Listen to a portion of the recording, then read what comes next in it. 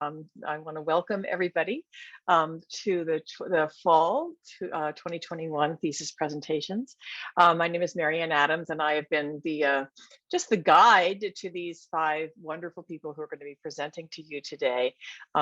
This course has two different concentrations that come together to work on a piece of work that will propel them into their next steps, so that we have some folks here who are art educators, who are going to be visual arts educators, and then we have folks here who are community artists who are stepping out into that field. This, as those of you who have been on this call with me before or come to live presentations, you know that I love doing this class. It keeps me on top of my thoughts. It keeps me on top of what my values as an arts educator and arts integrationist. I'm so inspired by the research that these professionals bring. I really feel like we work as colleagues in this class, where we throw around ideas and really help each other out. And as I say to them all the time, it's your project, and we're all here just to kind of help you make it how you would like it to be. And I think that everyone has arrived someplace that they should be very, very proud of. I know that I feel really excited about their opportunity to share with you this afternoon. I want to welcome family, and I also want to welcome colleagues who I see on the call. And we have five presentations. Each person is given, they're planning about a 15-minute presentation with some questions. They have some questions they're going to seed to you to kind of, for some provocative questions, hopefully, that will ask you to engage in the ideas that they're going to be presenting in their thesis. And just keeping in mind that the point of these projects really, as I mentioned, is about propelling folks into what they want to do in their next steps as professionals. And so I want to encourage you to ask questions that will allow them to share even more of their vision of what that's going to be like.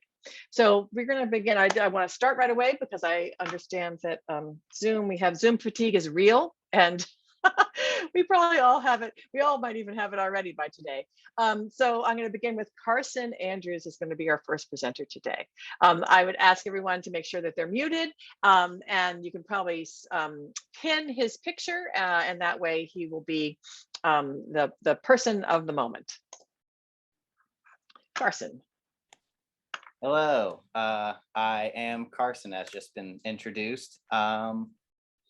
I'm gonna share my screen so that we can figure out what I'm doing, what I'm talking about. All right, so my thesis is predominantly about public space, people, and art. I wanted to take a look at how public space functions, who public space function for, the way it interacts and engages people, and how art serves a purpose in public spaces. Now, to start this off, public space and public interaction has kind of been something that I've experienced through a lot of what my dad's work was. He was a firefighter paramedic, and he did a lot of community outreach, whether it was child drowning safety or child seat safety and prevention and things like that. Wow, I'm a little nervous and frazzled, so just bear with me as I get it all together. And so there was always this kind of interaction in working with the public, and this kind of aid of public health. My mom is a nurse, so there was just always this. She's a pediatric ER nurse, so just a lot of people helping people in my family, and wanted to kind of perpetuate that into an art sphere, because I couldn't handle the medical side. Kind of gross. And so art was my thing, but I really think a lot of these questions started to develop in my skateboarding experiences. I started young, probably about 12, 11, maybe 6th grade, not really sure. Anyways, we started going into downtown Fort Lauderdale pretty early. So there were a lot of experiences, like understanding what was public space, where were we allowed to skateboard in the city. City of Fort Lauderdale was completely illegal to skate downtown. So we had a lot of interesting interactions with authority, be it private or public. But with skateboarding, we'll start it off. We'll link public space, art, and skateboarding all together, if my computer allows me to. All right, let me know if we can hear this. Yes.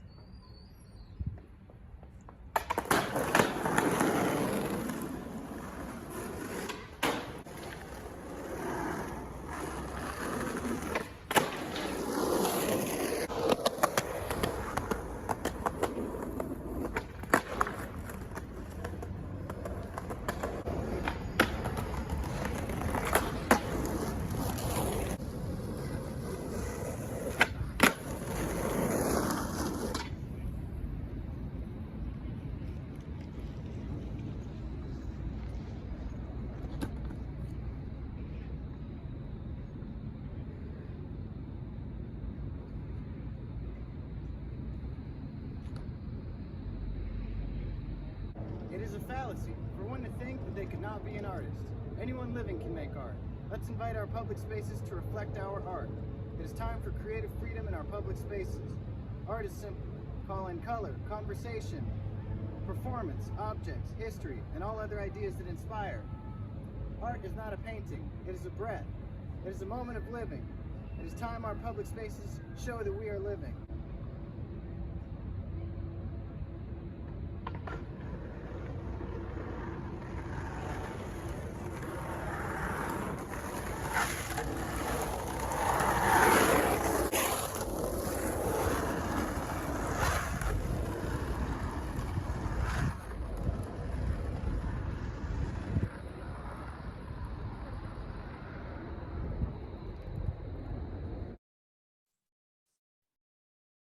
So yeah, that video was kind of a culmination of all the things that I've been thinking about. Art, public space, performance, who does public space work for? It was actually interesting. In the third scene where I'm just skating down that sidewalk, I was actually kicked out of that place while I was trying to do that, film that. So it was kind of, I wish it was something that I could have recorded, because it really would have played into the whole aspect of what happened. It was funny, the security guard, I told him that I was a graduate student, and I said that I was in art and education, and he instantly guessed it was Lesley. So I thought there was a pretty funny interaction there that he knew exactly where I was coming from.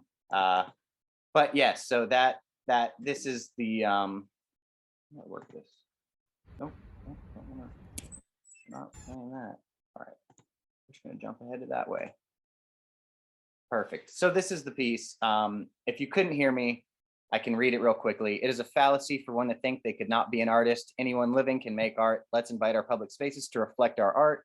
It is time for creative freedom in our public spaces. Art is simple. Call in color, conversation, performance, objects, history, and all other ideas that inspire. Art is not a painting, it is a breath. It is a moment of living. It is time our public spaces show that we are living. And then a small painting of a marigold, because it is the flower equivalent of creativity, or symbol, not equivalent.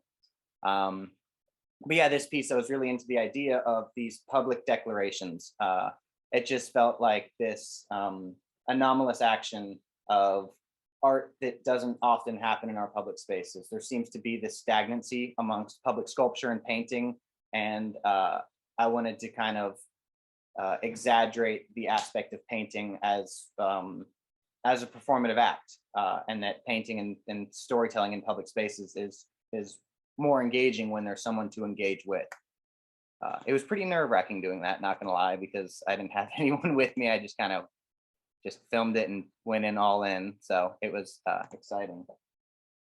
Sorry, I gotta make sure I'm good on time. But to start off this process of research, I was really interested in how the city of Boston organized its public art, how it got public art, how public art was funded, what's allowed for people in public space to create art. So I found the Boston Art Commission, which is, all of this is a lot of words. It doesn't have to be read. It's just kind of the sources from the website that I wanted to show. What the Boston Art Commission is. It's a mayor's office organization appointed by the mayor of 9 individuals, not technically the city. But here's kind of where the complexity in public space and public art comes into, is that while these are city appointed officials, they work for art institutions and art museums around Massachusetts. So there kind of becomes this clouded area as to how much public engagement is going on. They have weekly meetings, or not weekly meetings, monthly to bi-monthly meetings, depending on what projects are happening. And they're publicly accessible through their website, but that's kind of the question as well, as how accessible are they? How many people, how accessible is this information to people outside of just doing specific research like I'm doing on public art? And it kind of also carries into what the purpose of public art is, in which it's quoted to engage communities, create cultural learning experiences, create cultural capital, increase tourism, increase financial abilities. That's my dog, Gloria. She decided to bark at me. I guess she likes what I'm saying. So public art, sorry. Public art, where are we at?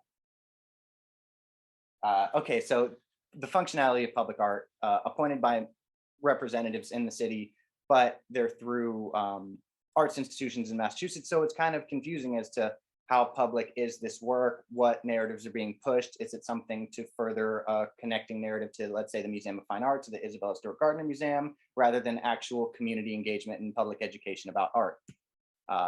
One of the interesting subsects of the Boston Art Commission is their Public Art Under Review Council, in which there's actually an open forum for testimonies about public works around Boston. Now, these two pictures, one was a Lincoln Memorial in the downtown area right near the Boston Common. The other was a statue of Christopher Columbus, and both represented, one represented colonialism in the United States and has a large issue of presence of genocide amongst indigenous peoples.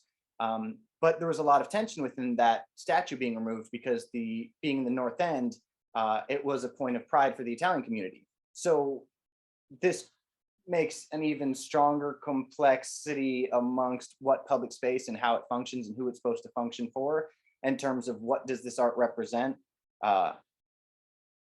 and what narrative it tells. And that's a really just confusing gray area, because there's different cultural understandings of certain people. But I mean, to say that the Christopher Columbus to be removed, I think it was a good idea, but it just is another layer to that complexity of who does public space serve and what is dominant narratives, cultural narratives that are being shown. Another aspect of confusing public space is this piece, David von Schlegel, I think I misspelled his name, sorry, David, but Untitled Landscape. It's at the Harbor Towers, and what's curious about this is it's a large-scale public sculpture, but it is very inaccessible, meaning that to play on it, utilize it in any public way, warrants immediate security from the Harbor Towers, the property in which it resides on. So it's an aspect of public art that is established by the Boston Art Commission, but for a private entity. So whose space is this public space? And it kind of leads into one of my main thematic questions is, who is the public in public space? And what space is actually public if all of it is considerably owned by different governing bodies? So one of the first projects that I wanted to elaborate on is the Mystic River mural by David Fichter. It's a piece in which it is socially engaged in the aspect of its implementation and creation, but it also falls into the category of the classic modes of public art, in which it's mural making, where it's very accessible. But the way in which it's implemented is that David Fichter works with local students in the area to be muralists with him. So it's this really great opportunity that not only does engagement happen on the personal level with the art and the artist, is that the art itself tells an ecological story of the Mystic River and its cultural history, but you tie that into an engaged activity, which I am slowly leading into, is I think, one of the most important aspects of public art for the future of cities' representations of culture is that object-oriented art, while it is important, needs to be at the back burner, and the forefront should be social engagement and public education by artists, by educators, and linking those two identities together. So I wanted to get into some of the readings that these are two books that really inspired me, and I bought them even before the thesis, just when I was kind of on like an art book tear, just trying to buy anything that had art institution or art in it, and just, but nevertheless, these books were really important in my understanding of how art institutions work. The one on the left, the browner one, I guess, I'd say the title, but it's long and I probably don't have enough time for that. I'm running a little slow, I guess. But the one on the left is a collection of 28 artists, art educators, socially engaged artists, museum curators, museum directors, interviewing about what the future holds for art institutions and art museums. Now, the reason that this conversation started to arise is that it became, there was more and more pressing issues of why do these art museums have the cultural power that they hold? What narratives are being displayed? Who are these narratives being advertised to? Is it just becoming this kind of depiction of other cultures and experiences, but through the lens of the outsider? In which ways are these institutions really engaging with communities outside of their public grounds? And within that conversation, these institutions are trying to find ways in which they bring art back to people, or that they can create a more equitable institution that is not just a narrative expansion of that kind of collection of culture, which has been a problem in art institutions. And the book on the right, The Futures of the Museum, actually is a really interesting book because it's set in 2020, post-pandemic. So all of the conversations are happening are how can we engage communities, but how can we do that while we're in a state of pandemic, which I think proves to be even more of a challenge, considering it was not a month or 6 months or just a year thing. We're still continuing to engage in that. So not only are there issues of cultural narratives, but there are issues of health and concerns of social engagement on a personal level, and how can we work to create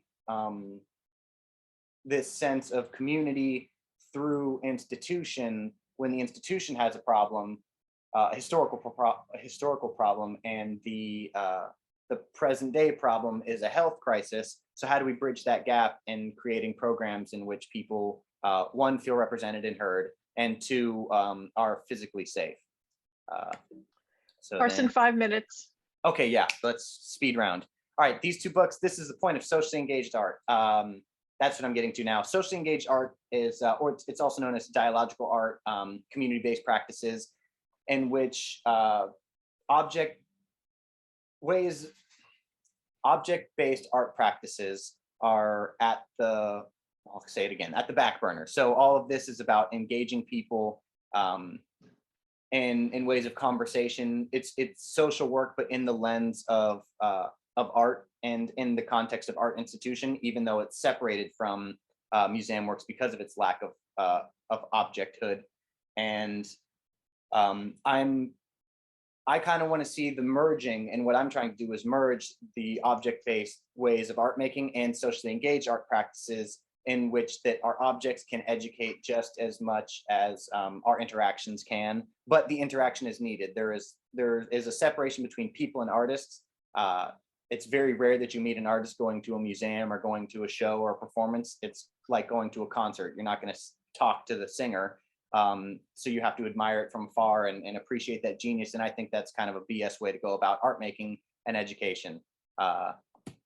So then leading into, this is just a quick one. I wanted to reference one of my experiences in socially engaged art was this piece in Porter Square. I think most people have heard about it, but it was my first experience in how can I link in object-based art practices and social engagement. And I found a way through a little pamphlet that I called Confab of interpersonal questions, and these mini meets to reference Porter Square history and acknowledge history. subvert the history, but also be able to attract people to offer their personal histories. And then that leads me into the public pamphlet that I have created that I want to push even further. So I'll read it out real quick. Who is the public when we say public space? People's history must be acknowledged in public space, all histories. Art should do more than occupy space. It should engage through acts of humanness, conversation, listening, care, critical thought. Art as high culture must transform to art for the advancement of human culture. One must acknowledge the presence of authority and the functionality of public space. It is important to understand the social dynamic of public space and in what ways will art impact this. Keep in consideration that people and ideas change. Art is an opportunity to foster progressive cultural understandings. Art can improve mental health in public space. We must let our art spread compassion, listening, and opportunity for unheard voices to be heard. We are all artists. If all people are the public in public space, then we should create opportunities to educate each other with our art. Art for people, art for all people in all spaces. And thank you. Here is some references of some of the stuff. Well, I guess we won't see the references. It was a couple of websites. Oh, So Carson, before you ask your question, I want to ask you a question, which is that can you tell me what you've discovered a lot about art at public spaces and who the public are in the public spaces and this community-based practice. What is your hope as you move forward with what you know and how it's going to affect your practice? I would like to see, initially, if I could live in a dream, the dream would be that I could be a practicing artist with a primary focus on art making in the public sphere, linking it into public art education. I think that there is this level of like a hierarchical level between, even the institution that kind of we're in now is like a master's program, that I think that art is so separated from people that it would be nice to see public programs, whether it's the city of Boston or cities around the United States or the world, in which they hire artists to go out and do public art education programs all through the practice of art making in public space. And correct me if I'm wrong, did you have in some ways in your thesis have some suggestions for people who want to engage in this kind of work, some best practices that you have identified? Yes, and to be quick with it, there's multiple ways. One could be a busker, in which they set in an application in the city of Boston, kind of a weird process, have to get signed off by the chief of police of your local town. Very bizarre for a way of character. It also costs money. But if you're planning on just showing art in the public space without selling and not anticipating attracting a crowd, you can do it freely as you will. And other than that, the ways to get larger scale public works is to go through the website. But even that, I think that there should be opportunities of whether it's a video or some kind of educational source on how to do that, how to go through this process, how to apply, what words to use, how to talk about your art for those that might not have that experience. Right, and I think you've done some work around that, so I just wanted to point that out because I think that's kind of an action plan, that you have something that you can, the questions that people can ask themselves if they would like to engage in this work. So did you have a question? You're out of time, but I want to give you a chance to ask a question or see if anybody has any questions. Yeah, if anyone has any questions, fire away, but I guess I'll just kind of leave it with a thought, is that I would like people to be a little bit more critical of the public space and who it functions for. So next time you're out in a quote unquote public space, try to understand, see who it's serving, see how it functions, see if there's art. Is it trying to influence you in any way? Just pay attention and be mindful to what the buildings, pictures, and people are trying to express to you about how this public space functions. Does anybody have any questions or thoughts that they'd like to share with Carson before we move on?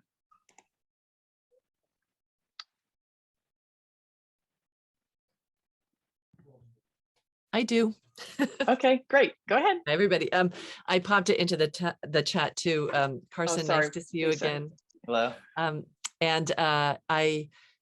You in Collaborative Symposium, you really pushed my thinking on public space and how the design of space can kind of set that social piece up. And I love what you're saying about the role of the art. So I'm just curious, are you thinking about influencing policy or getting people who design spaces to think differently and as part of your future work? And what does that look like? Yes, actually, there is a great kind of set. So, as it kind of seems to be classic at times, there was this European model in skateboarding. It's called what is it called? Skate urbanism. It's a French professional skateboarder who implements designs of skateboarding functional objects, but they're multifunctional in different public spaces. So I think that's a really cool project in which like the object itself can influence that. There's also a professional skateboarder, Alexis Sablone, who studied at MIT and was from Connecticut, who has done some work on public space redesigns to be more inclusive architecturally. So I think that, I mean, my kind of goal in that is it would be really interesting to work for the city and kind of have that job as like the artist in residence at the office of urban design. I think there could be some really interesting kind of segues between that work. I wish you luck with that. I think that's a great idea. That would be a wonderful role. And if the city's re-examining their public art, then having somebody with this kind of eye to community engagement and more culturally responsive works would be great. So I do have to cut you off. Yeah, that's fine. Go on to Aaliyah. Thank you very much, Carson. Thank you for going first. And so we're going to move on now to another presentation from the community arts student that is also about our environment in many ways. So Aaliyah, you ready? I think so. I've been standing here in Superman pose for 30 minutes to prep. All right, let me get my screen up.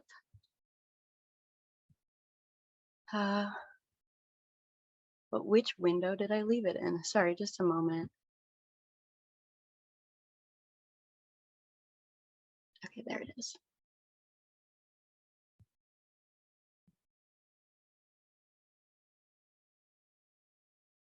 Alrighty. And I'm gonna minimize you all.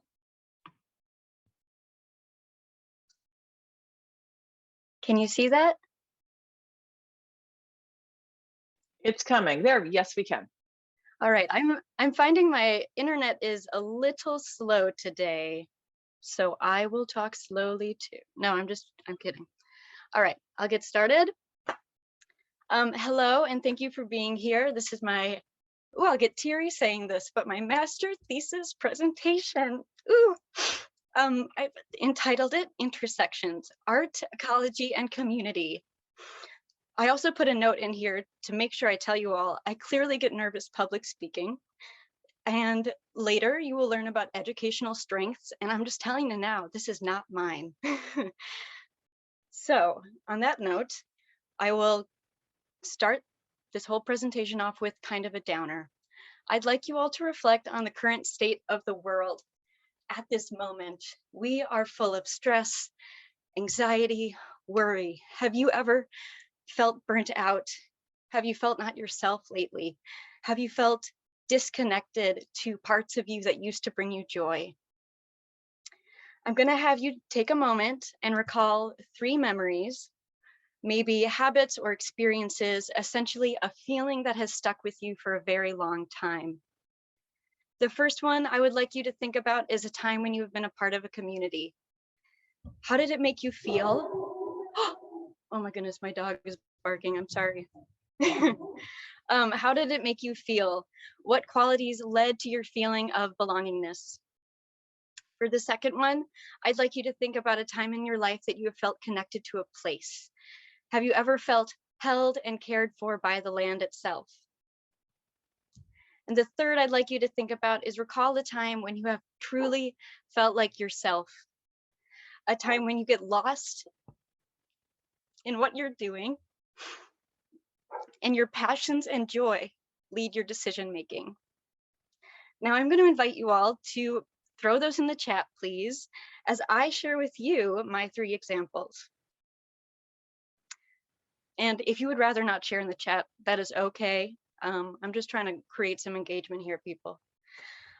So my first example of community, I used to work at an amazing brewery back in Indiana called Goshen Brewing Company.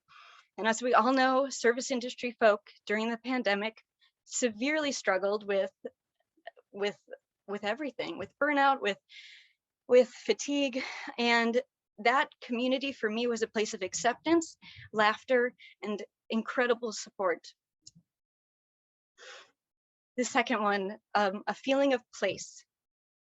Now, truthfully, I'm a very bad swimmer, but I am lucky enough to live incredibly close to the ocean right now.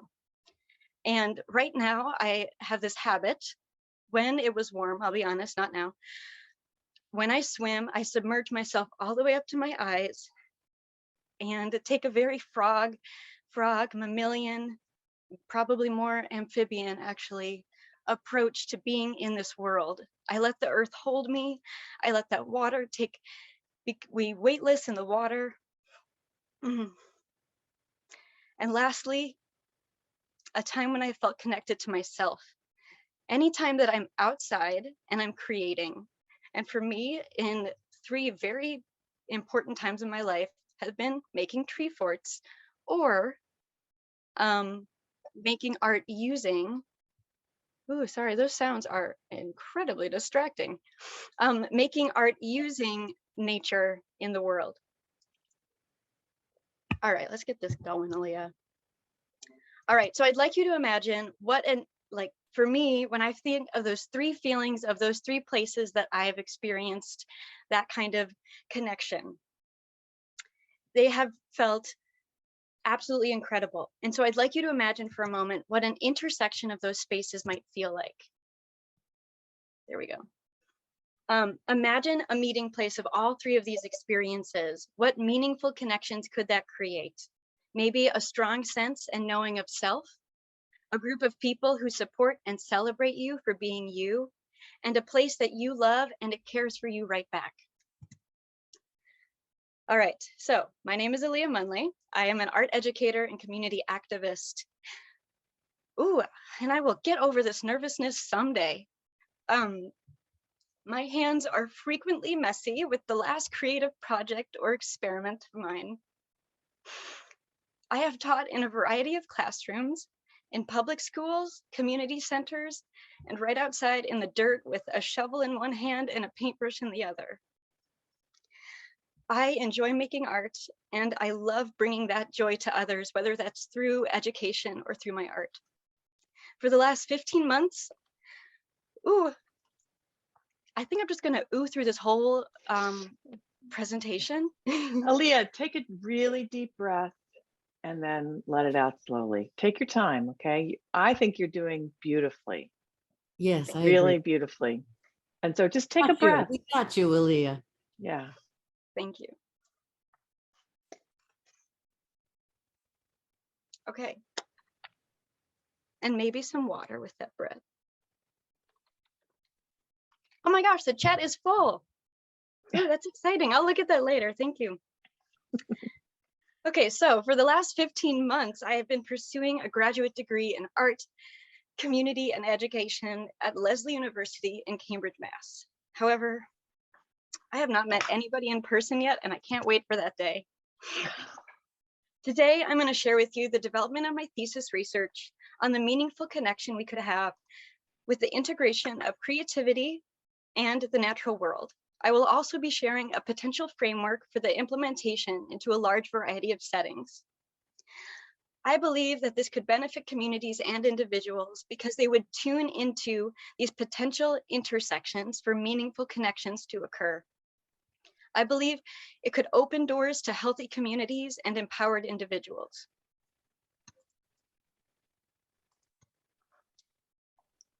When we talk about land, land is part of who we are. It is a mixture of our blood, our past, our current, and our future. We carry our ancestors in us, and they're around us, as you all do.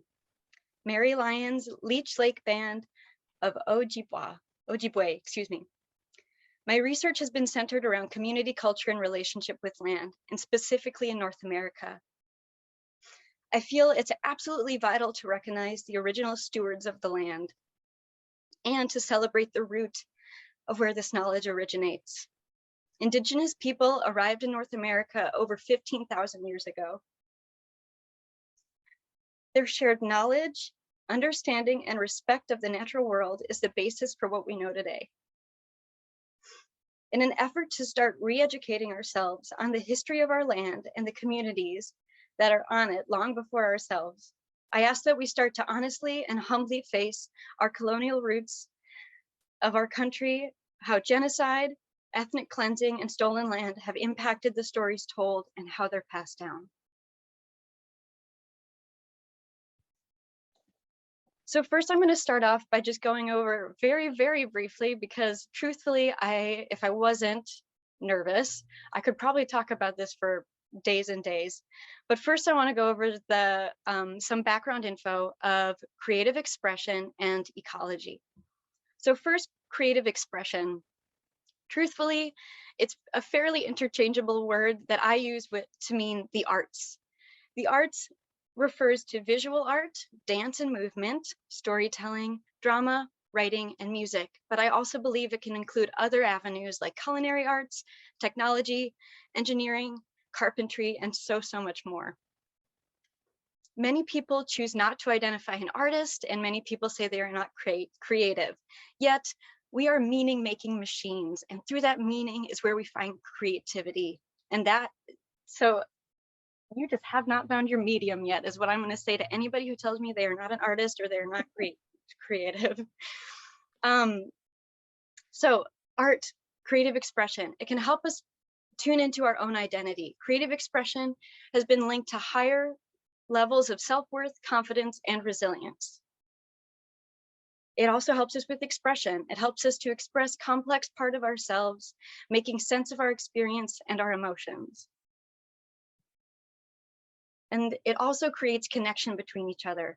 To bravely share part of yourself without shame and to be vulnerable like that is a wonderful, ooh.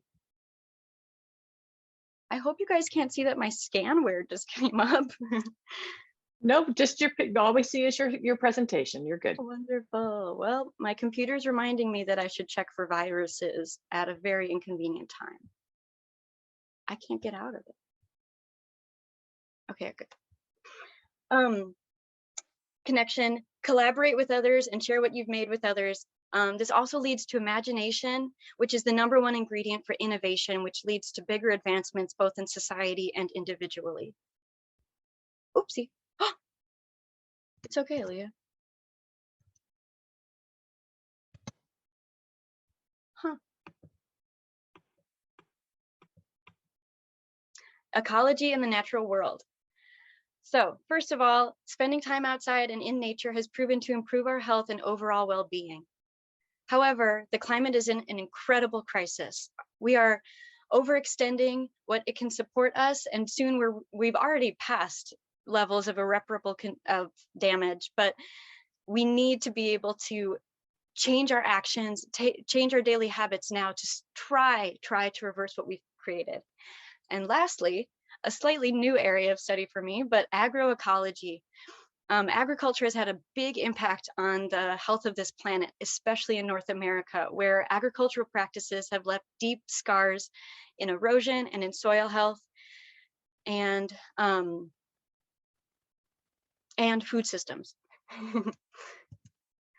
So my second step in research, after I've found out, okay, cool, creative expression and ecology outside, both are really good for us, but both are being faced, or especially ecology is being faced with some big issues. So I wanted to create a research survey. This survey I conducted via Google Forms. At the time of actually synthesizing my data, I had 18 participants. However, it is still live, so I'm hoping for more in the future to continue this data. Participants were asked to spend time outside and then respond with a creative expression of their choice. They answered questions on the process and changes and shifts that they felt within themselves. I received drawings and poems, photography, and meaningful written reflections from the participants. And of those 18 participants, 88.9% of them believe that if they were to continue this integration of creativity into their time outside, it would lead to a stronger sense of self-worth and their identity. I'd like to read 2 quotes from the responses. Certain plants, communication with plants, and how nature can hold all of us and all our emotions. It can encourage us to live in the present and listen. This assignment felt like putting on glasses for the first time in weeks, where my sense felt more focused and sharp. I'd like to point out that in both of those quotes, people are engaged, they are alive, they are present in the right now. They're connected. It had a positive impact, and there's potential for meaningful connections here between nature and creativity or creative expression. So then, in some wonderful, fateful day, I came across the folk school model. And now I will fill you in on the details of all of it, but the long-term goal I have here is how could we apply this folk school model with this integration of ecology and the arts into a modern American setting. So really briefly, just a couple notes on folk arts. It is incredibly hard to define folk arts because I'm finding that what one person might say in Arizona is completely different than what people are saying in Sweden. So here are some basic attributes that are a common theme in folk arts. There's self-taught art across time and space. That was defined by the American Folk Museum. They tell empowering stories of everyday life. These are representations of what these people are doing daily, what they're seeing daily, the subject matter, the images in the artwork are inspiration exactly from what they're living their life doing, their routines there. Skills are refined through experience and time. So normally in a traditional fine art context, skills are refined through education. Although I'd like to say, it's always a gray zone in the arts, and I love that about it. And lastly, it's representative of the land and the available resources that people had to either what they were experiencing with the land, whether it was like farming practices or maybe a natural disaster that they documented through their artwork, or they had a certain type of wood that they were able to carve, like you can see right there in those 2 examples. Educator, activist, and pioneer in intercultural education, Rachel Davis Dubois studied folk arts and the historical importance that they hold. She found that integration of the folk arts served as a mechanism for encouraging intercultural understanding and dialogue. So once again, there's another meaningful connection here of the land and the arts. You are able to get people to have a connection with others across cultures and have a dialogue about it. 5 minutes, Oh. Aaliyah. Holy smokes, okay, I'll go fast. Folk schools. So they originated in Denmark under the educational researcher, I practice this, N.F.S. Grundtvig. He believed that education is to prepare people to be active members of society with full and vibrant lives. He advocates for the arts, personal autonomy, and a routine creativity. He opened folk schools across the countryside of Denmark to try to revitalize local culture and to provide rural communities with resources and skills to be able to earn a living. This also served as an alternative to higher education for those who could not afford it. They build community and healthy habits and develop interests. Folk schools were originally boarding schools where the students would have to participate in chores and act as a community and see how they fit with one another. And lastly, a very important key is that they're one of the best models for adult mentorship for young adults. The educators are local experts, and they teach young adults, offer guidance, and support wisdom. So now that I've learned about folk schools, I wanted to apply this into a framework that could be applied into a bunch of different locations. In this framework, I created a procedure. I created differentiation options, so different locations that it could be implemented at, and then partnerships, so other resources for potential growth or longevity. Various locations that I could see a folk school model happening in the US today. community hubs like nonprofits, art centers, mentor programs like the Boys and Girls Club of Lowell, and municipal organizations. Anywhere that people are meeting, start reaching out to the local experts in the area, the people who are practicing, and have them be your teachers. Farms or ecological centers like the Massachusetts Trustees, park districts, or local farms, being with the land and then integrate the arts into that. Any sort of classroom setting, whether it's an individual classroom or a larger school district, they can start integrating art and ecology in a variety of subjects, and I'll share those resources in a moment. And individuals can start a practice of their own where they are creating with creative expression and in collaboration with the land. So the folk school model, also the curriculum, is incredibly flexible. Inspired by Nina Simon, a museum visionary and nonprofit funder, she served as the executive director of the Santa Cruz Museum of Art and History. She created a model called Of, By, and For. Institutions and businesses should be representative of their community, so they should be on the board, they should be the staff, they should be in the building, with programs that are co-created by the community, meaning the community gets a say in what's being offered. And this makes it a place that's welcoming for the community, that people who are walking by feel that they can enter. And the folk school curriculum is just that. The staff is representative of the community through the education and the mentors. The by, the community decides what is taught, and the for, it serves the community through creative expression and connection of land and community to people. As you can see on the screen, the curriculum can be very diverse. It has the creative expression on the right hand of the screen, and then also ties in other parts that, that extension of our creative self. And I'd like to add that it's not a concrete curriculum. It is alive and vibrant as the community themselves. So if they don't want to teach any of those things and they have another skill like boat making, or, well, I won't list others, but they can choose their own curriculum based on the skills and resources that they have in that community there. My rationale is pretty lengthy, but I will give you the short bit because I have very little time left. Individual strengths. The individual strengths and passions play a huge role in the direction of the students at a folk school. This is supported by the multiple intelligences theory by Howard Gardner, STEAM and Montessori learning, as well as passion-driven learning. It is subjective with no grades or exams, which leads into evidence-based learning. You can actually see the connections people are making through what they're actually producing. It is community-centered. Mentorship is the key there. It is also, it could radiate out into food systems, as well as into creating positive change on the climate. And overall, we can care better for the land.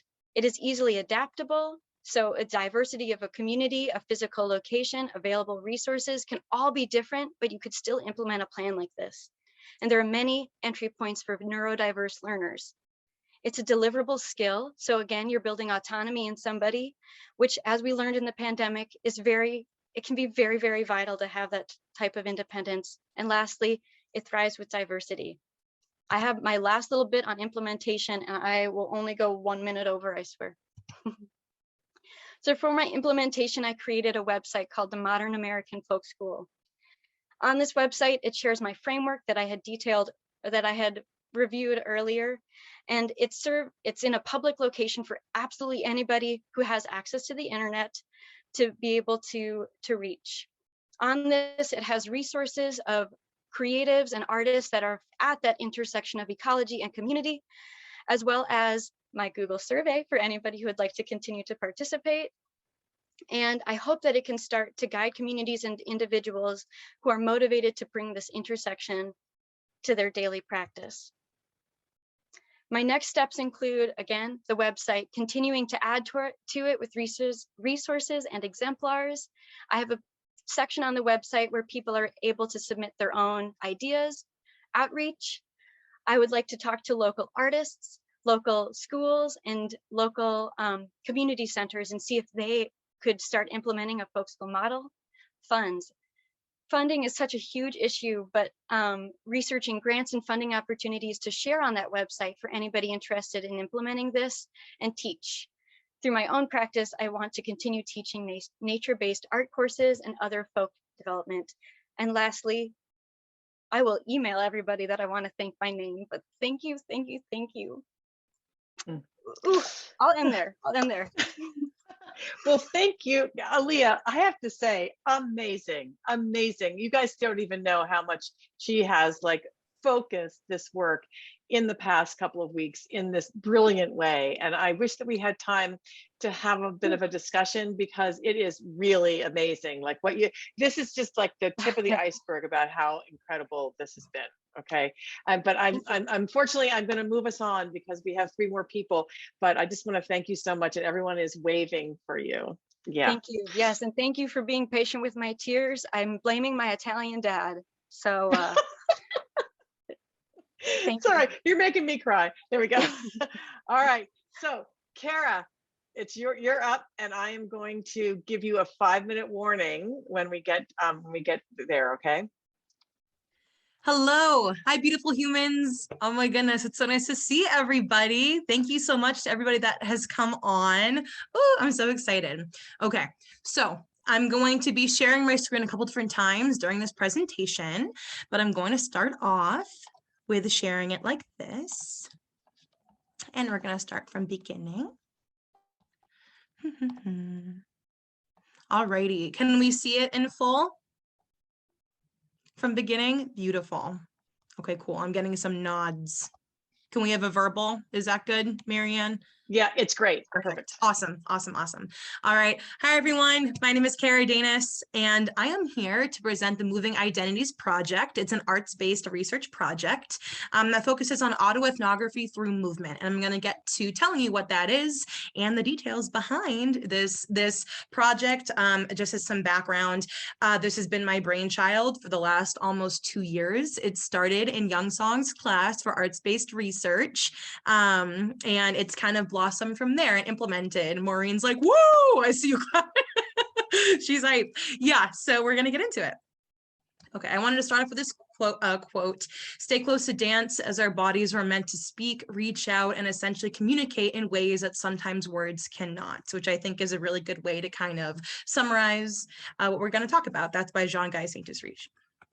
So I want to start off with some acknowledgements. Basically, I want to thank everybody and anybody that has been a champion of myself, not only as a student, a grad student, as a community artist, all of my educational colleagues, my friends, my loved ones that are here today.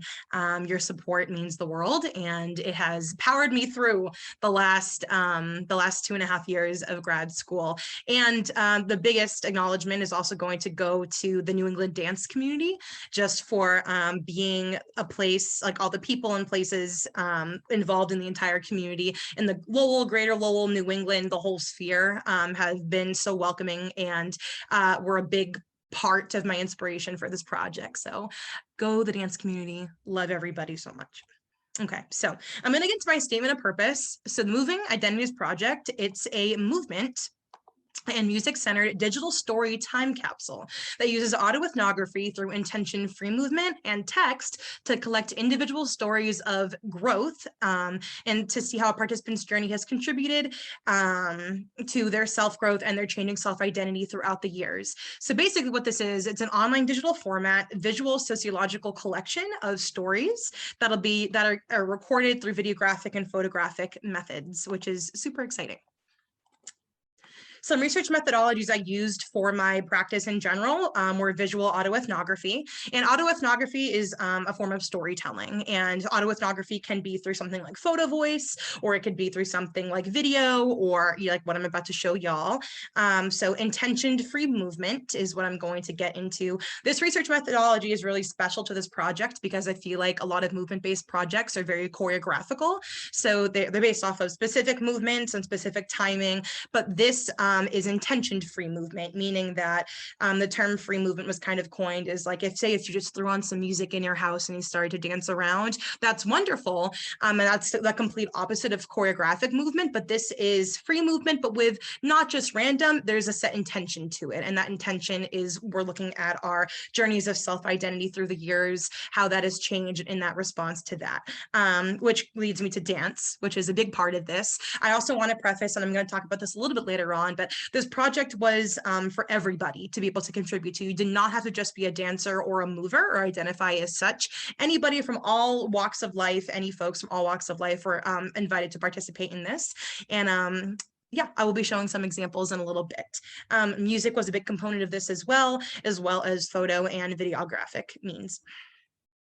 So some core concepts and theories that are in this project. I'm just gonna move my little scroll bar right here. Okay, so I wanted to do just kind of like a little word collective. Some ones that I'm focusing on, some core concepts are the concept of just identity in of itself, self-identity, movement and movement inquiry and how we think about movement, arts-based research or ABR, to self-expression, music, crucial self-expression, the act of storytelling or autoethnography, dance, videography, and then so this entire project, which I'm going to go into a little bit later, is based off of the concept called CVPR, or community-based participatory research. So a lot of these core concepts and theories I went into that I'm going to, show you that the backbone of this project is based off of. That's where a lot of my, like research in that field kind of went. But what was different about this project is that not only is it new, it's new to the community arts world, my project, but that I used the community for my set of data and for my set of research. So yeah, the community participated in what I was doing, and that is how I got the statistics and the wonderful evidence that I'm going to be showing you later on. So I'll look into the process behind the first stage of data collection as told by, I made a promotional poster series and I want to show y'all that poster series right now. So basically just to dive into this really quick, the whole entire project, this is stage 1 of data collection. The brainchild of the project kind of started back, like I said, the 1.5 years ago, and I wanted to actualize the project in this next step. So I was shooting for a certain amount of participants. I had 10, I actually got 14 for my first stage of data collection, which I'm super excited about.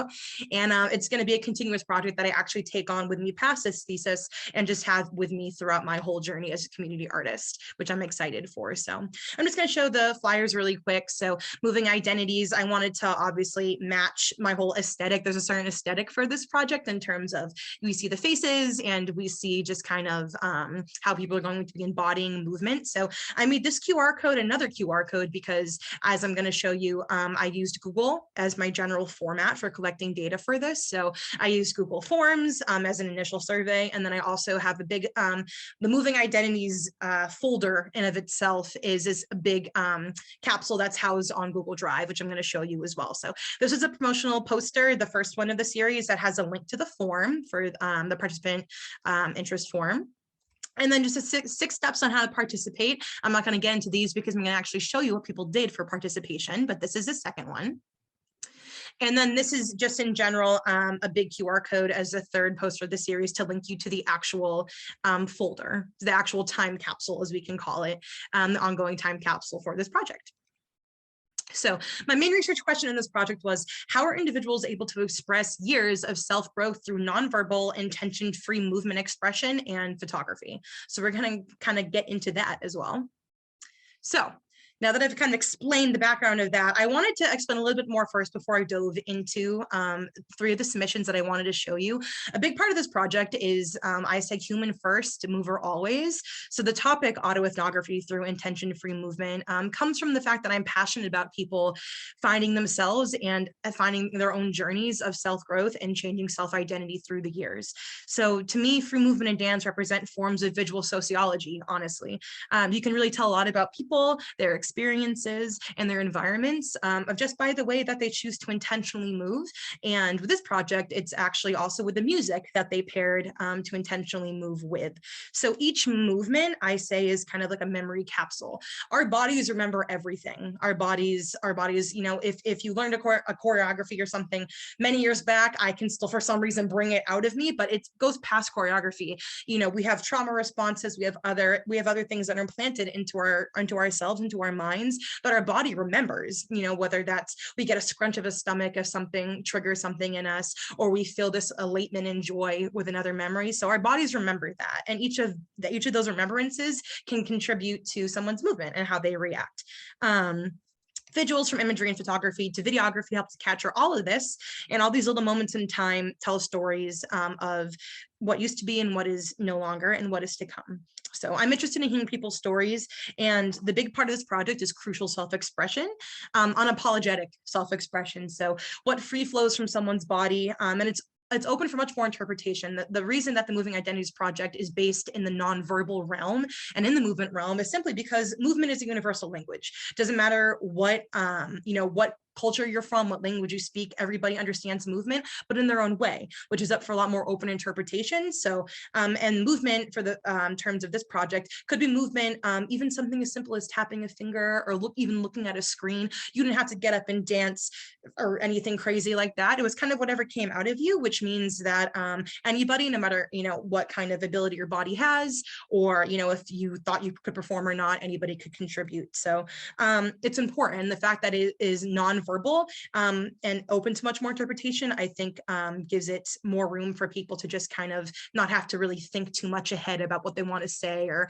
what they want to express. It just kind of comes out of you, and you can interpret it no matter which way you're looking at it. So hopefully, you know, my hope with this was that folks that were going to be contributing were going to feel a little bit less sheepish to do so, because they didn't have to write out everything from their minds. It was more like they just kind of naturally expressed it, and then others could have it open for interpretation. So I'm going to stop sharing really quick because I'm going to reshare. And I'm going to be showing you exactly what I am talking about, so you can get a kind of sense of what ended up happening. So Marianne, can we see the screen right now? Yes, we can. Perfect. So this is the Moving Identities Project Digital Time Capsule. Basically, everybody's folder here houses their own journey of changing self-identity throughout the years. And I want to show you 3 examples. And I did also, to preface, have a set of follow-up questions that people answered in their own Moving Identity sheet, but I don't want to go through all those follow-up questions. So I'm just going to actually, in a slide after, pull some important quotes of people's reactions to them participating in this journey. But the first one that I wanted to show you was my good friend, Jeffrey Sy. Jeffrey's amazing. I have danced with him before, but he reached out as someone who sometimes isn't as comfortable doing these kinds of things. And he now lives in California, but he really wanted to express himself. So basically what it is this is a photo of Jeffrey. He is age 16 years old, if it likes to load, if it wants to load. If not, oh, there it is. Perfect. This is Jeffrey at age 16. And he kind of, you know, he said it was when life started to turn more dull for him. He kind of maybe thought outside of his childhood realm, you know, from here. This is him on a subway train in New York City. And what people did was with this project is that they took these images that they remembered at specific points in their identity, and then they chose a song, about 30 seconds of a song, and they did a visceral movement reaction to see kind of what came up inside of them, what bubbled up inside of them. So I'm going to be showing you people's photos, and then a little snippet of their video reaction, and then their present day photos and their snippet. And we're going to get through that. So that was his old photo. This is a little bit of his past reaction. Can we hear it? Can we hear it? Do we need to share audio? Need to share audio. It's a little quiet. Yeah. Cool. Share sound. What about? There you go. Perfect. Perfect. That's it.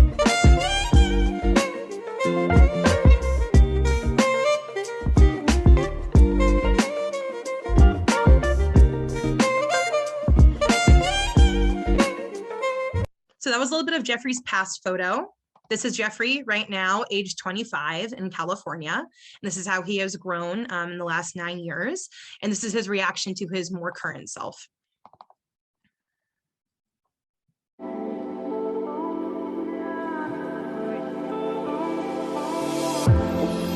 Need to get some distance. 'Cause lately I have felt like I know how to save your life far too well. Don't know if you noticed, but you hang right off the edge, and soon you'll fall right through. That's a little snippet of Jeffrey. Those are once again those are not choreographed. Jeffrey does love to dance. I'm going to show you a couple of examples of some folks that also, they identify as dancers, but again, there was nothing choreographed for this as well. And I think people that I'm going to show do love to dance, but there was plenty of people that contributed to the project that also did not identify themselves as dancers as well. But this is Jeffrey, and I'm going to show you a little bit of his what he typed out, his reaction a little bit later. We're going to go back, and so she might get, I don't know what this queen is going to think, but I'm going to actually have Miss Priscilla Sandville have her have her example as well, because it's amazing. This is Miss Prilly. 5 minutes, Kara. Cool. This is Miss Prilly in her younger stage. Look at her, this queen, this icon, with her dance partner right there. And then I'm going to show her more recent. I love the pigeon. Amazing. This is her reaction to how she feels. And I'm sure there's a very good, distance in terms of different self-identity. Let's see. We're going to give a little snippet of her old one, of her past one, La Bamba.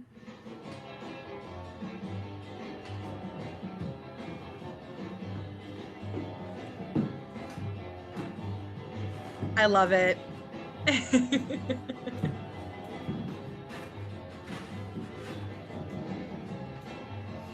Amazing. And then so I'm not going to show the second video just for the means of time. And I also just want to show you my own self really quick as an example. And I'm going to probably play one of the videos as well. But this is myself, aged 5, at my house. Right here. It's going to take a second to load. There I was. There we go, Miss America. And then so this is the next picture is going to be me right now, age 24. Also still in the area. And then I'll do a little bit of my past video response as well.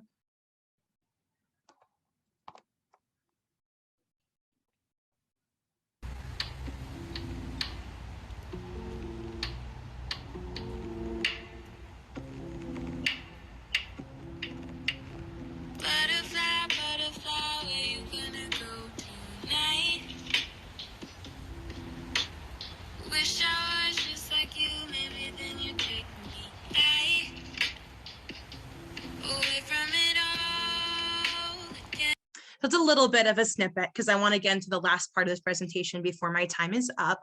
So I'm going to stop sharing this and go back to my presentation. All righty.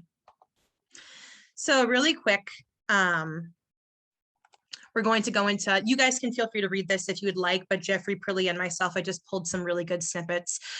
Jeffrey said that the project was easy for him because he was satisfied with how he was expressing his thoughts. And he said that a more organic on the fly reaction kept him from having that problem of stumbling. Prilly shared a beautiful recollection of herself and how, with her life, her fullness of dance has still stayed with her, and she has had many challenges that she has overcome. But the music portion of this was a really important part of her expression. She said the experience for her and for myself, I thought the expression of doing it was very natural. I did not find this as a triggering experience, but it definitely, other people that submitted did say that, things bubble up inside of them, which was what I was hoping for. But I felt that it was releasing, because I think movement is a form of release, especially nonverbal release, which is really cool. So to break this up, I have a little activity that's going to take about 3 minutes or so, and then we can open up for questions. So what I'm going to do is I'm going to invite everybody. We've been sitting down for a while. I want us to do something I call it challenge by choice, right? So I want us to move our bodies with intention a little bit. And I'm going to have everybody keep their mics off.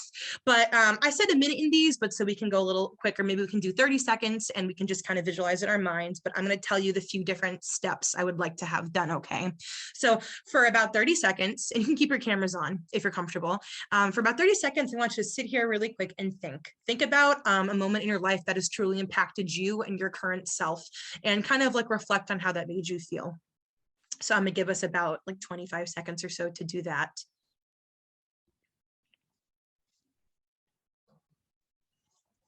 You should be able to do this if you're driving in your car, if you're at home, whatever you think. Do it safely. Don't be on the highway being like, let me shut my eyes real quick. Just do it safely from where you're at. Okay. So think about a moment in your life. I'm going to let you think about that for another few seconds or so. And now, either if you have a device in front of you, or you don't have to have a device in front of you, you can just be thinking about this in your mind as well. Take another 30 seconds to think of a song that might resonate with you, a song that might resonate. And you can definitely take a phone or, another laptop or device that you're working on and pull it up if you want to do that. Take about 30 seconds and think of a song that kind of resonates with that life picture that you're thinking of. Where were you back then? Is it somewhere that you're thinking more recent, or was it from all the way back, or somewhere in between? I want you to take another 15 seconds or so. Think about that. And if it's all in your head, that's fine. You're muted. No one's gonna know whether you're playing music or not. And so now that we have that in our minds, if you are participating, for the last, I'll say about 40 seconds or so, what I want you to do is I want you to either stand up or sit down. You can do this either way.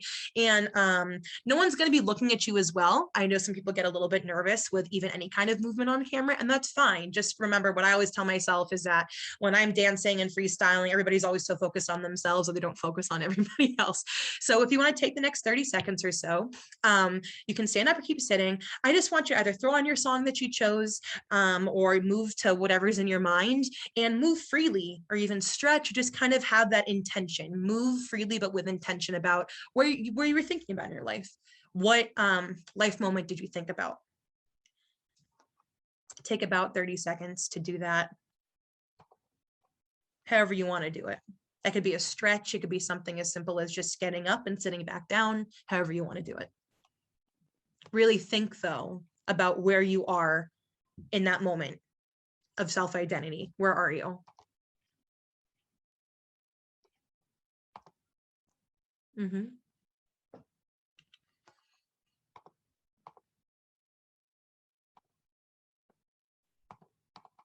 I'll give us another 10 seconds or so to wrap up. I love that. Oh, I see Aaliyah doing her thing. I'm peeking at a few people. Don't mind me. Get some of those wiggles out. Awesome. So the last part of this is I just kind of want to talk about your experience. I have some guiding questions. Please feel free to either use the chat or to unmute yourself and just kind of speak out.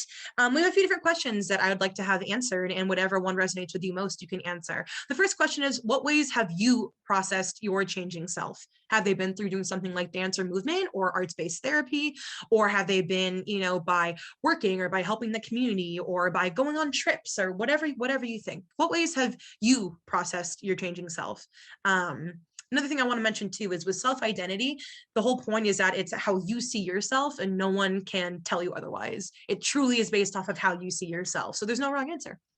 It's all about you. Question 2 is, if you just participate in this activity, how did this process make you feel? Or even if you were just thinking about the process as I was talking and not actually like doing it, how would that make you feel if you did participate in it? And why? Why do you think? And the last question you can definitely feel free to answer is movement of any kind important to you in your life? And it could be something simple as walking every day, or taking the stairs instead of the elevator, or going, out into nature. Is movement important in any kind of way in your life? Why or why not?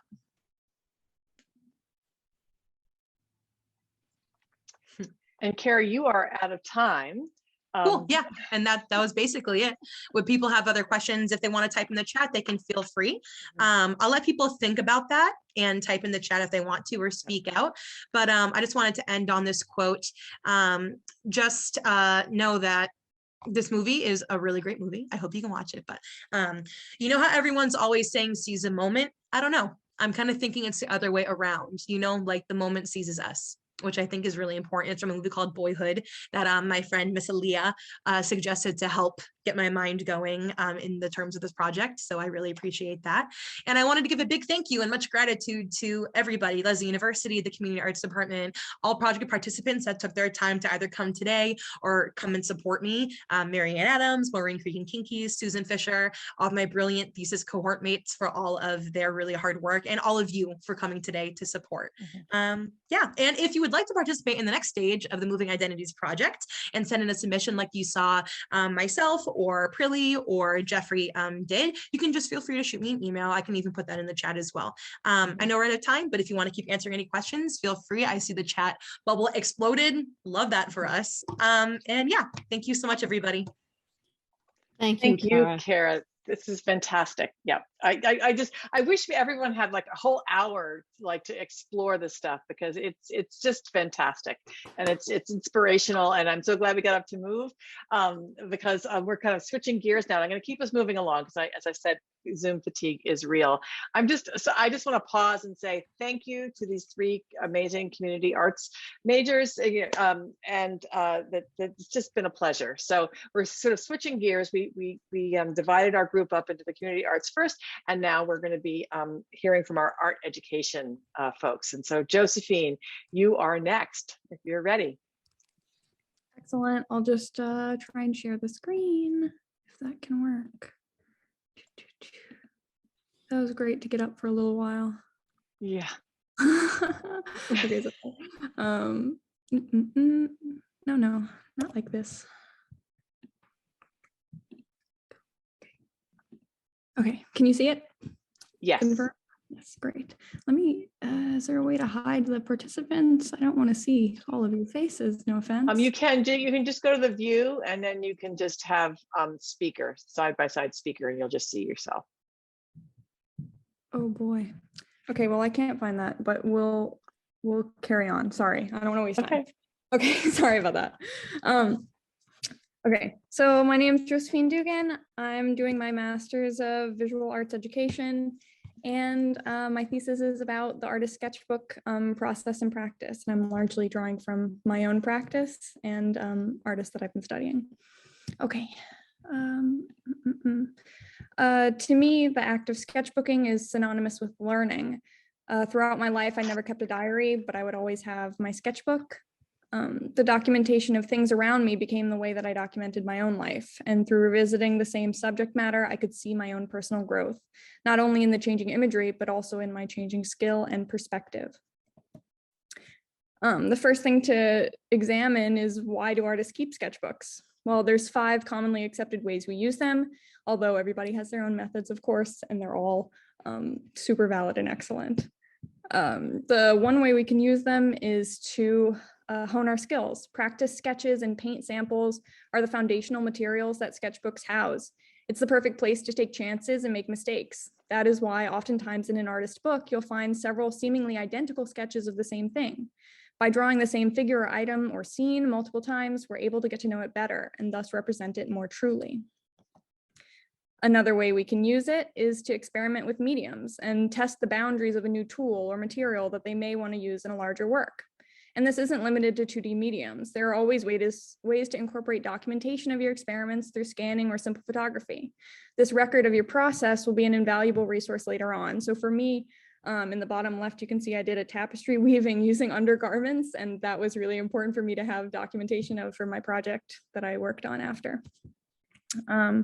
Some artists use their sketchbooks like a visual journal and fill it with the things that fill their life. This could be something as mundane as your cup of coffee or as spectacular as the colors of the sunset. For students, this could mean jotting down some ideas they've had or drawing things that are inspiring to them. It can also mean completing artist research and gluing in images or writing about specific artists that can be used as inspiration later. So for me, while I was traveling, I drew this picture of a painting of the rescue of Andromeda. And then during the pandemic, I was really like feeling that vibe. So I drew my own little interpretation of that for a larger project. Sketchbooks are essentially visual notebooks for some artists in which they can develop their concepts. They can be the perfect place to draw diagrams and write construction notes for a sculpture or create swatches of color for a painting. They can also house conceptual writing for mind maps as the artist tries to work through an idea or make connections that will influence their work. In the middle one, you can see I had my original sketch for a CMYK print that I wanted to do, and then I'm taking that out of my book through transparencies and separating the layers so that I can make the print later. Exploring compositional structure is usually a later step in the process of making that focuses on an efficient representation of the desired image without fully having to render it out. Artists oftentimes test out compositions or color palettes for pieces that they're currently working on or plan to create later. So instead of like going through the whole process of drawing my portrait and making the alterations that I wanted, I could just print out this image in my sketchbook and then cut and paste and glue all these eyes over to see what it would look like. I love it as a sketch, but not something I want to pursue after. In order to fully understand how artists use their books, we can take a peek at the unseen labor of some of my favorite artists as they connect to the tenets of sketchbooking. So Degas, he's well known for his depictions of ballet dancers in the nightlife of Paris. His images are characterized by his ability to capture motion. He's the perfect example of an artist using their books to hone their skills. Degas was a meticulous planner and would often create multiple sketches based on the same image to perfect the pose of the model and the composition before painting it. For example, this is a preliminary sketch for Miss Lala and the Cirque Fernando. And it's on cheap paper, it's done in rough, sketchy pencil lines, and there's white gouache fixing some of the mistakes around the feet. But it does a good job of capturing the movement of the performer and establishing her pose. In his next sketch, Degas is more focused on refining his color palette and using the pastel tones to invoke movement of his performer. He also has slightly altered her pose, moving the legs slightly more apart with her hips swiveled forward a bit. Oops. Come on, next one. Here's the final painting. It was completed in 1879, and you can see the background is a lot more developed. It's what gives us a sense of space as she's hanging by her teeth and moving through the air. Her pose has also been changed again, crossing the ankles, but leaving the hips forward like the previous image. And they seem really tiny changes, but it's these meticulous things that are developed through multiple iterations that ultimately give us the snapshot action that Degas is famous for. Louise Bourgeois is well known for her spiral paintings and prints, her spider sculptures, and her cage motifs. She's the perfect example of an artist using her book to develop imagery and themes into final pieces. She's also had many motifs in her collection, being processed across multiple years. So one of her lesser known motifs was the ladder. She used it as a symbol of upward mobility and success. This is a sketchbook page from 1947 in which she's created a smaller content container within the page, along with some writing and a pattern study kind of towards the right. We can see 5 ladders resting on the floor in a small room. This is likely a plan for a print she would develop later, and of course she did. Except in her final iteration of this image, she instead lifted the ladders off the ground. So instead of leaning, they float eerily and seem to rest on the ceiling of this tiny room. The domestic space makes up a large portion of Bourgeois' visual language. So likely I'd assume this print is about a sort of family, all trying their best to achieve domestic happiness. This print is from 1989, so that's like 20 plus years later. Oh, sorry, you froze for a second. It must be me, sorry. Oh, sorry. Instead of, sorry. It takes the motif of ladders to a different place. Instead of a ladder to climb, she transforms the rungs into floors of a skyscraper. This imagery evokes a more financial or business success. The perspective is also a little different from her earlier prints. Instead of being on the ceiling looking down, we're almost at eye level with the midsection of the building.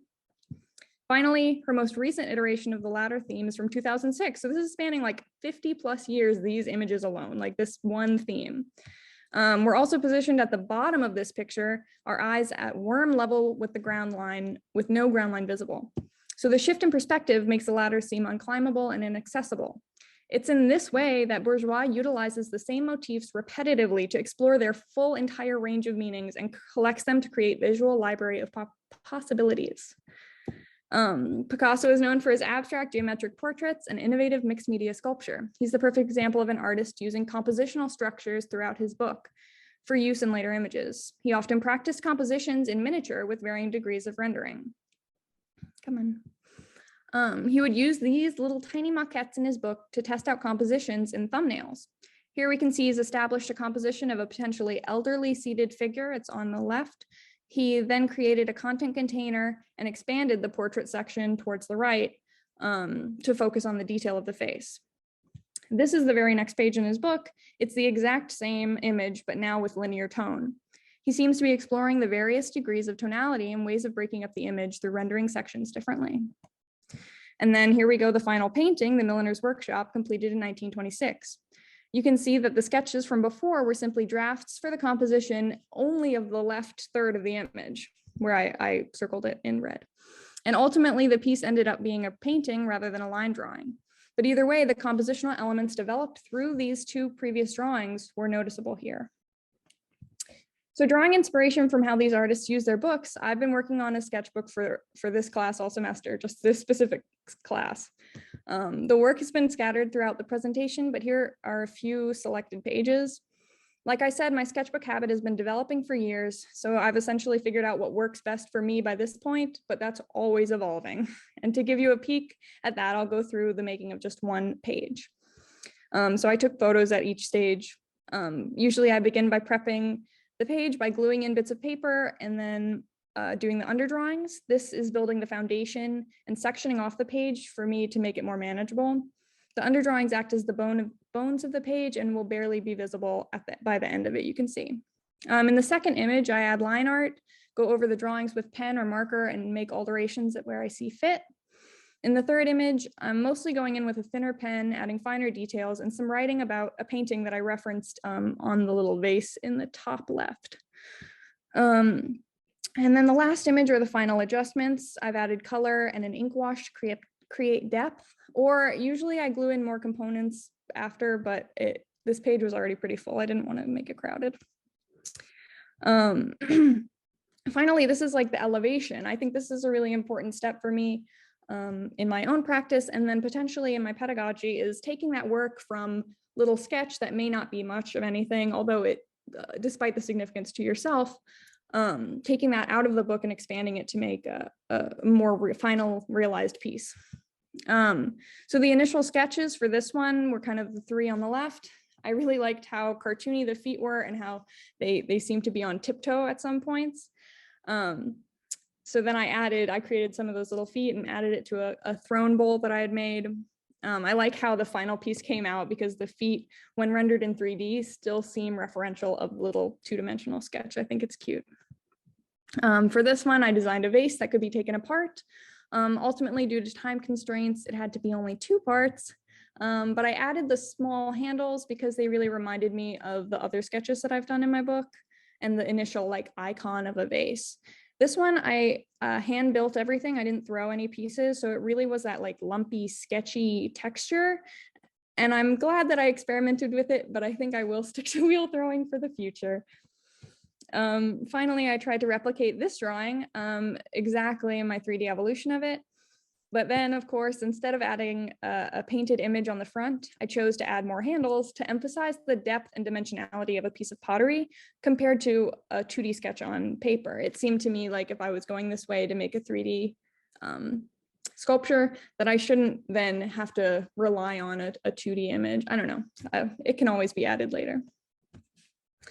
As I've shown, the sketchbook is an invaluable tool for every artist. So it would be my priority to integrate it into my classroom as a foundational skill that we would utilize across units.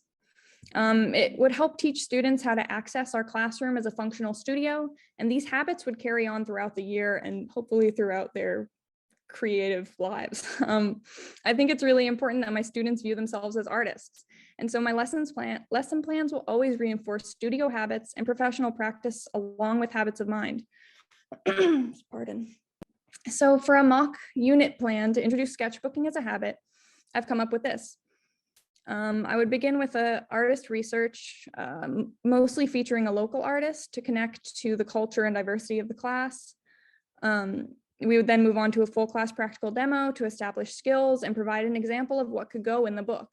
So this could be likely an observational drawing activity or a color study. I think I work very much around themes. So depending on what theme we choose as a class, we would do something relating to that.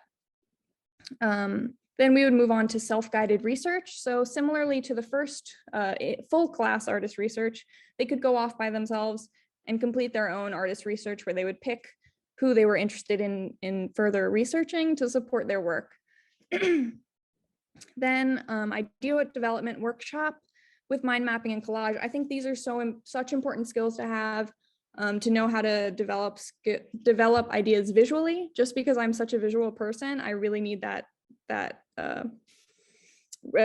reminder in front of me. I need the mind map, I need the collage.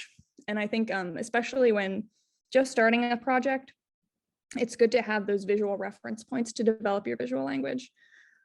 Then finally, I'll facilitate them with beginning their final pieces, all of which will be based upon everything they've recorded in their books so far. So all of the things that I've just listed would all be housed within their classroom sketchbook, and that would be how they communicate their ideas, how we grade things ultimately, and hopefully how they can encourage themselves to move forward. It's always good to look back at what you've done as inspiration for, like, going through these photos. I was like, wow, like I was so creative. I had such good ideas. And then you pick those out and you can touch on them later. So Q&A, I have some questions prepared unless anyone in the chat wants to type or ask questions. I could ask y'all a little question if you would like. Go ahead, Josephine. No That would be pressure. great. Okay. Yeah, I would love to hear about, so for me, sketchbooking is very much about collecting and processing source material, just for my own understanding. So I was wondering if anybody has any other ways that they like to process and collect materials for inspiration later.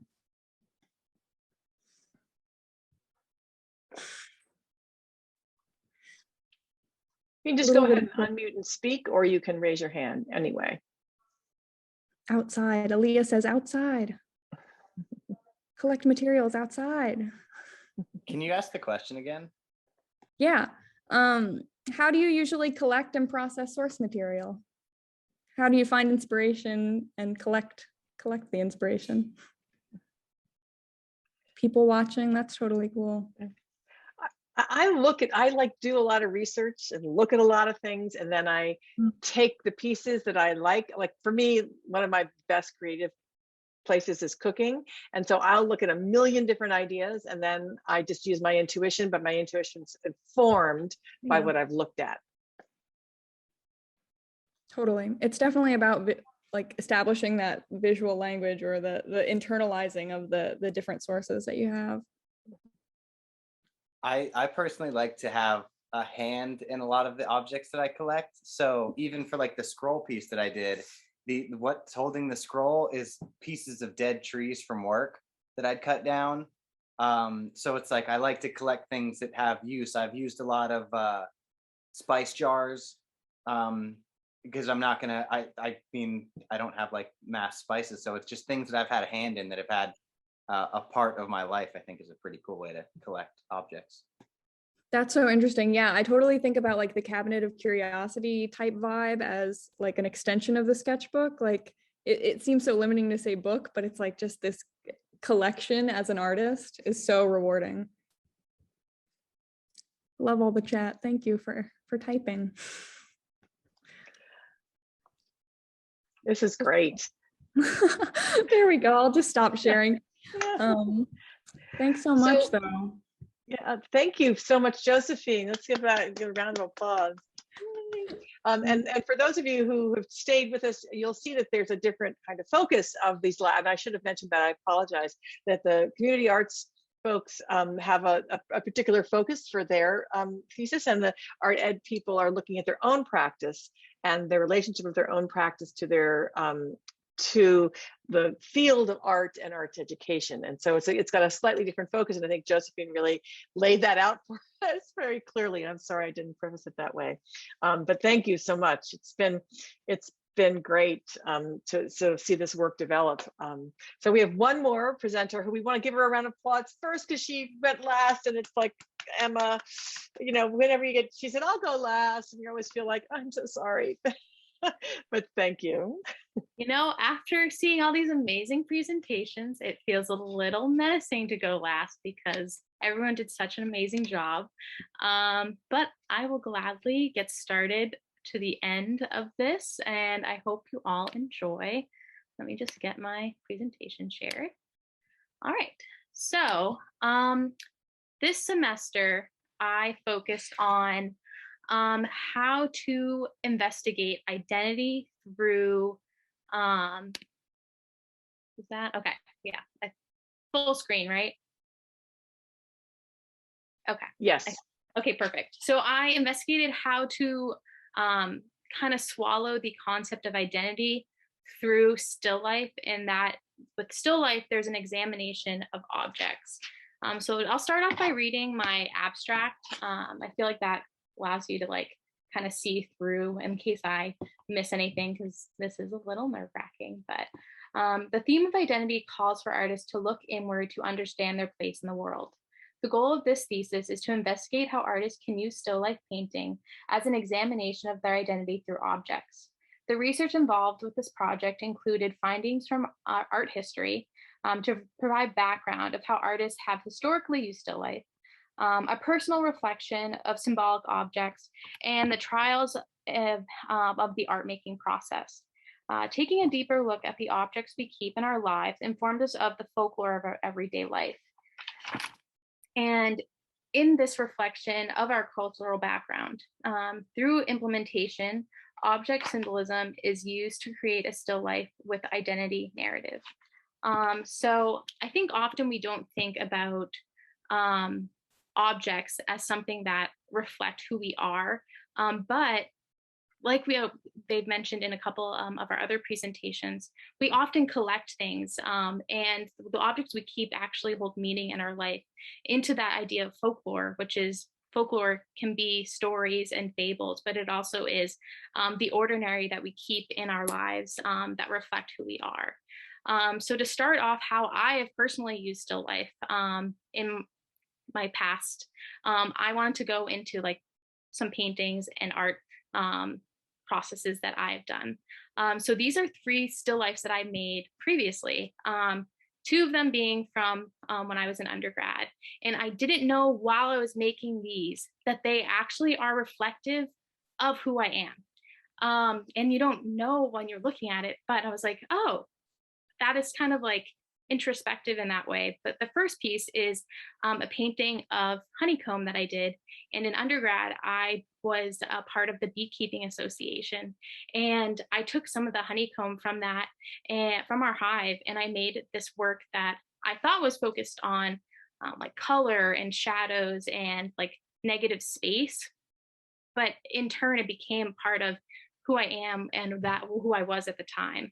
The next work is a still life I made using objects that I had in my dorm room in undergrad. I went to Clark University in Worcester, and I always made a point to try to buy at least 3 fruits that I would keep myself healthy with, which I know is not often someone in college's like point when they're eating, they're trying to eat for fuel, but I had that. And there's just little knickknacks that I think kind of play into the idea of folklore that I just kept in my room. So it wasn't apparent at the time, but this kind of reflects who I was when I was going through studying art history and studio art in my undergraduate career. And then this last still life on this slide is something I made during COVID, during an art exchange I started with my friend, so we could keep the art making process going. So each week we would pick a word, and then we would base a little art piece off of the shared word. So this word was sour. So I made a whiskey sour, and then I painted it. And so my friend has a lot of little still lifes that I've made during that time of our lives. And I didn't even realize how obsessed I was with still lifes until I kind of put this all together. I've also tried to experiment with still life. When we think about doodling, a lot of times it's like kind of meaningless, but for some reason, I always gravitate towards still life. Like this little doodle is of my water bottle. When I was like sitting during lunch and during my pre-practicum, I just drew my water bottle, and you can see like the edge of my notes. When I'm doing collage, for some reason, it's still life. I can't really get why it's always that, but I'm obsessed with it.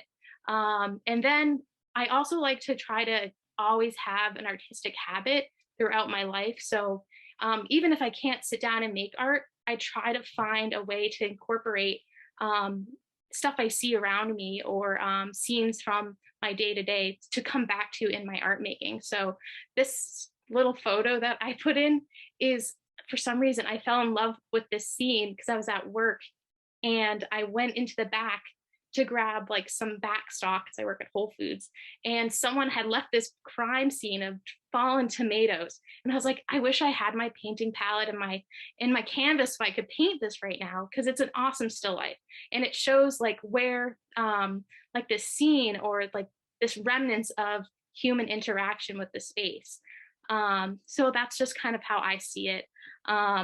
And then I also like to experiment with the way you use it. So with still life, you can experiment with tools. Like I use this. I'm not traditionally a palette knife painter, but I tried it with palette knives, and I actually liked how it turned out. It allowed me to get rid of my fixation on like little details and just blocking colors, which is the kind of the way that Paul Cézanne worked.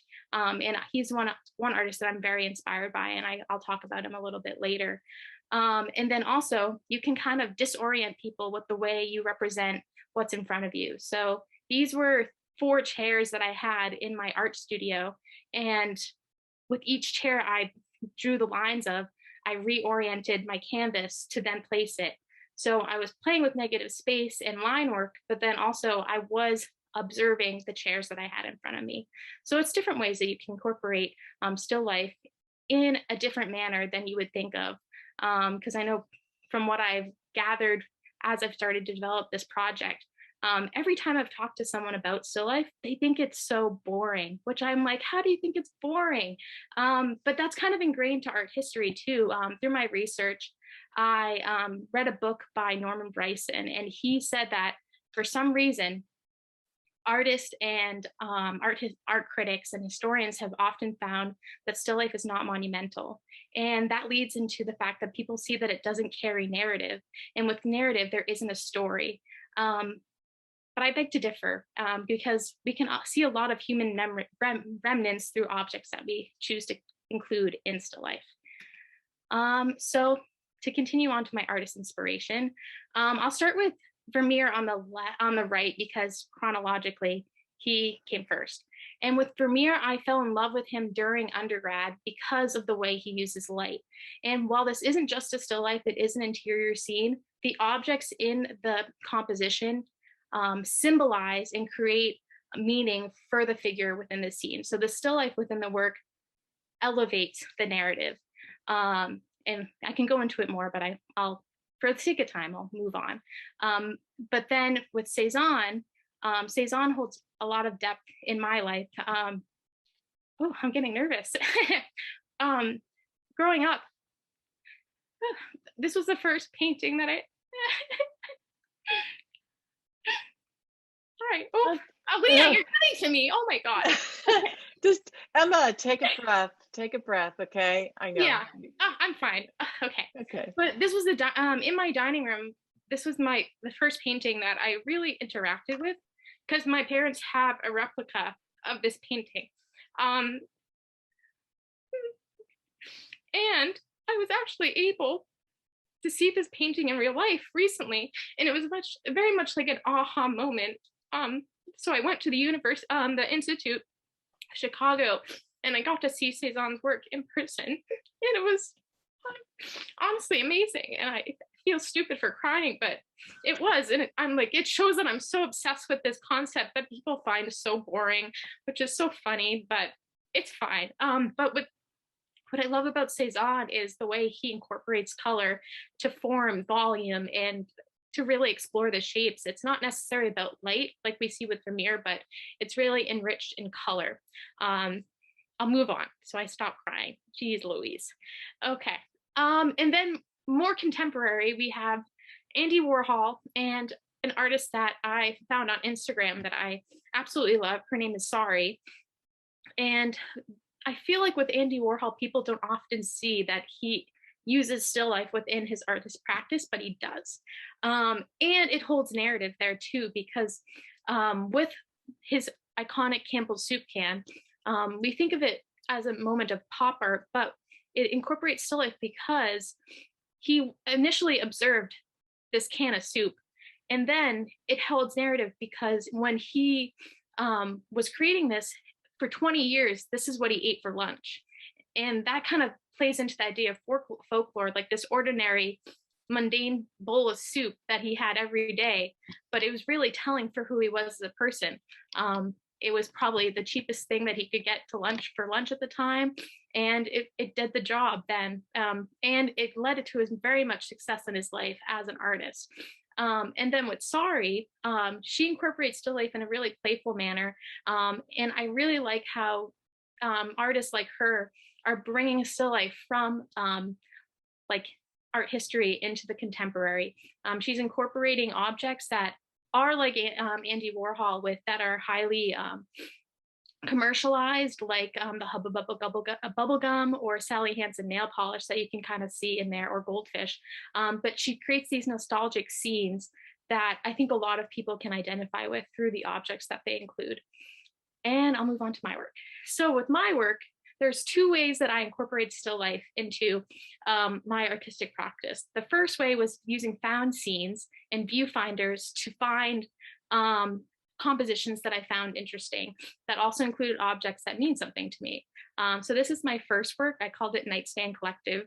And I include, I'll talk about the Polar Seltzer cans because those represent my time in Worcester. And I feel like I developed a lot as a person when I got my undergrad. And yeah, so that's basically that. And then of course, melatonin, I'm like always trying to find out how to get more sleep. You can see my water bottle again. And although like someone may not look at this and see like the meaning, you can kind of see like the remnants I left, kind of like the picture of the tomatoes. The next work is a found scene after I got ready in the morning. And if you asked me like 7 years ago, Emma, like, do you really take the time to straighten your hair? No, I wouldn't, because I went to school with wet hair every day. But this kind of shows how I developed as a person. And I see the Chi straightening iron as how like I'm my mother's daughter, because I grew up watching her straighten her hair all the time. And then when I bought a straightener, I bought a Chi too, because I guess we have product royalty. What's it called? I'm forgetting the word. Brand loyalty. Loyalty. Yes, brand loyalty. We really do. But yeah, so I see this as kind of like me coming into my maturity as I watched my mother growing up. And then this next piece is kind of my play on the Andy Warhol image, which I think is funny because I included a generic brand pain reliever. So haha, Mr. Warhol. But yes, so I use this because I take it more often than I would like to admit, but I do struggle with headaches. And I feel like that is part of who I am as a person. I have to try to incorporate my everyday life with the obstacle of possibly having a headache. And, you know, it happens, but this object, I call it my right-hand man because it helps me sometimes. So there's that. And then my last work is a setup still life, which would be the second mode of how one may use still life in their work.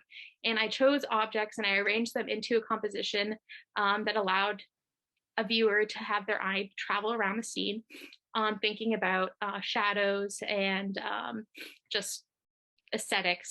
But this is a representation of the ingredients to make a banana bread. And for that this demonstrates for me the connection I have with my mom. Once again, she's like really placed herself in my life, which I'm very thankful for. But yeah, so I would spend a lot of time bonding with her through baking. It's just, I hope I am able to incorporate that with my future children. And I wanted to think about a way to include the idea of vanitas, which is the Dutch way of thinking about the very temporary nature of life.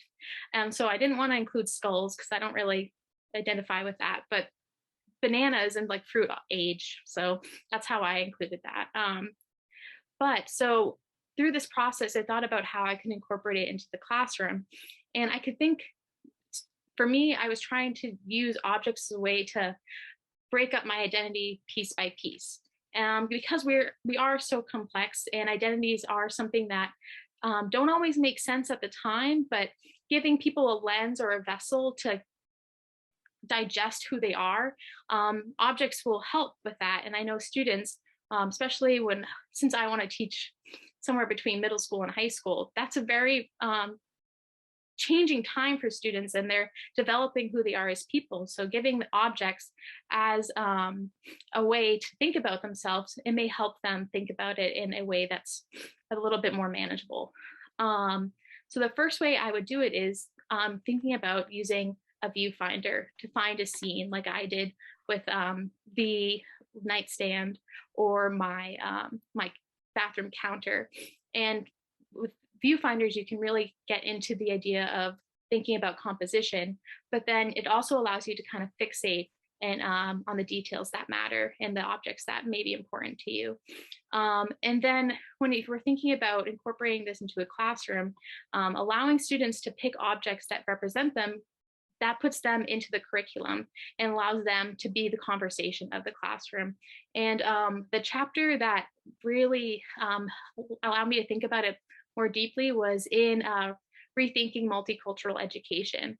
And it was Elizabeth Schlesman's chapter called Aki Aya. And in that, she used poetry to have students think about who they are in one place and who they are at home. And those two places, that identity might be slightly different, but having them think about it and in the classroom setting allows kids to digest who they are as people, but then also see how they are similar and different to their peers. And that allows us to see different ways of life and appreciate how people grew up and are differently as people. And I'm trying to think what else I might want to say, because I forget how to read when I'm doing presentations. So this was really off the cuff for me, because my notes, it's not happening. But I guess to give a question for you guys is, if you were thinking about yourself right now or at a certain point in your life, what object would you present or create a work of art based off of that represent you? So basically it.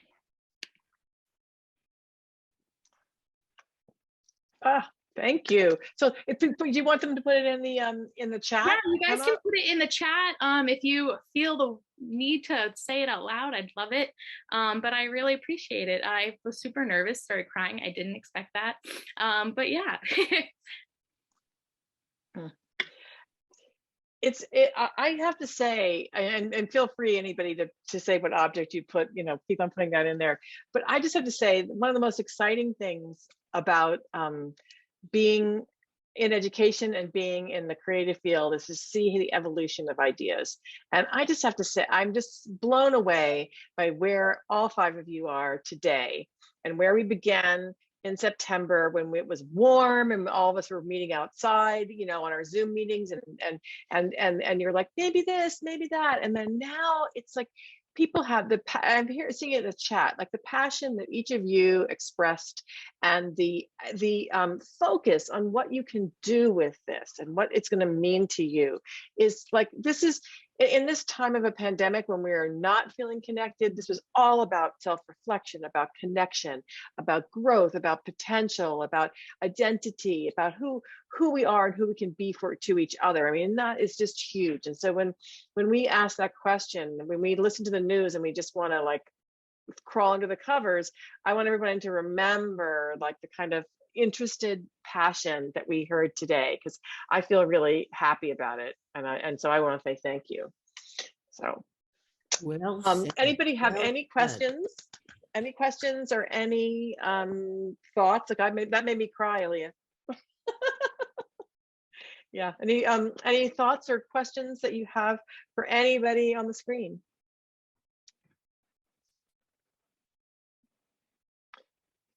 And okay, and so what I'm going to do actually is Aaliyah's website is live, and she's going to share it with me. And Kara's project is live, as we know, it's ongoing. And so I will do a little thank you note to everybody who joined us today and send you those links in case you'd like to participate in either of those projects, because I think that there's a lot to be had out of engaging in that. So if we're all set, I want to say thank you for all of our guests. Thank you to our presenters. And the 5 of you, we will be in touch. So we know that we're all moving forward to get to our finish line.